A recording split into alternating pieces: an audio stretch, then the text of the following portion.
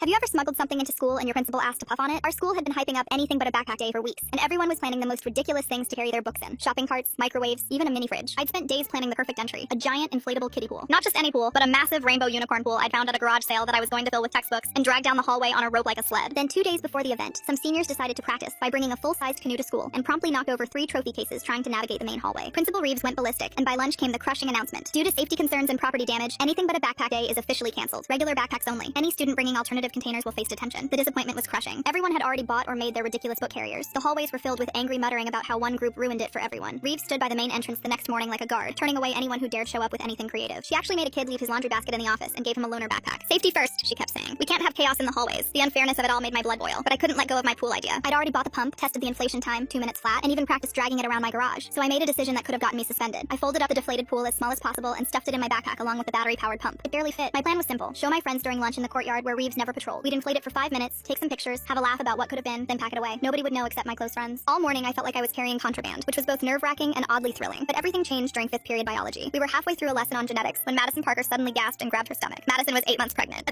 She'd been doing remote learning mostly, but came in for important labs. Something's wrong, she whispered, then her eyes went wide. Oh God, my water just broke. Mrs. Hayes immediately called the office for the nurse, but Nurse Williams was at the elementary school for vision screenings. The EMTs were called, but dispatch said they were 20 minutes out due to a pileup on the highway. Madison's contractions were getting closer. She was crying, saying the baby was coming now. That's when Mrs. Hayes yelled, "We need something sterile, something to contain. Does anyone have plastic sheets, towels, anything?" The biolab only had paper towels and a tiny sink. Madison was on the floor, and Mrs. Hayes was trying to remember her emergency childbirth training from 20 years ago. Without thinking, I yanked open my backpack. I have a pool. It's brand new, never used. Everyone stared as I pulled out the deflated unicorn pool and the pump. It's clean plastic, it's big enough, it has sides to contain everything. Mrs. Hayes' eyes lit up. Inflate it, now! As the pump whirred to life, 2 more science teachers rushed in. Miss Nguyen, who'd been a combat medic, and Mrs. Patterson, who delivered her own baby in her car. They positioned the rapidly inflating pool under Madison, using lab coats and emergency blankets from the earthquake kit. Principal Reeves burst through the door just as the pool finished inflating, her face going from angry to shocked as she saw Madison in active labor. Then we heard a pop and a hissing sound. The battery pump had overheated and died. I hadn't fully secured the valve in my panic, and the pool started deflating under Madison. "Everyone else out," Reeves commanded, but then pointed at me. "You stay, keep that thing inflated." I practically jumped over to the valve and started blowing as hard as I could, but my asthma kicked in almost immediately. I was gasping, wheezing, not getting enough airflow to keep the pool stable. "Can I take over?" Principal Reeves asked, even though she was already kneeling beside the pool blowing heavy breaths into the valve. For the next 15 minutes, while Ms. Nguyen, Mrs. Patterson, and Mrs. Hayes delivered the baby, Principal Reeves was on her knees blowing air into that unicorn pool. I held one side steady while she kept it inflated, breath after breath. The pool caught everything, keeping the floor clean and giving the teachers a contained, cushioned space to work. Baby Maya was born at 2:47 p.m., healthy and crying loudly, with the EMTs arriving just in time to cut the cord and transport them to the hospital. The unicorn pool had done its job perfectly. As the EMTs wheeled Madison out, she grabbed my hand. "That ridiculous pool saved us. Thank you." Principal Reeves stood there catching her breath, her face flushed from 15 minutes of non-stop blowing. She looked at the deflated pool, then at me. "Why did you have this anyway?" I braced myself for detention. "Well, in case anyone went into labor, obviously." She stared at me. "This was for anything but a backpack day, wasn't it?" "What? No, I just always carry emergency birthing pools in my—" She cut me off. "You're going to need a new pool." I blinked. "Why?" "Because you're not bringing this one to anything but a backpack day next week." She smiled and walked out.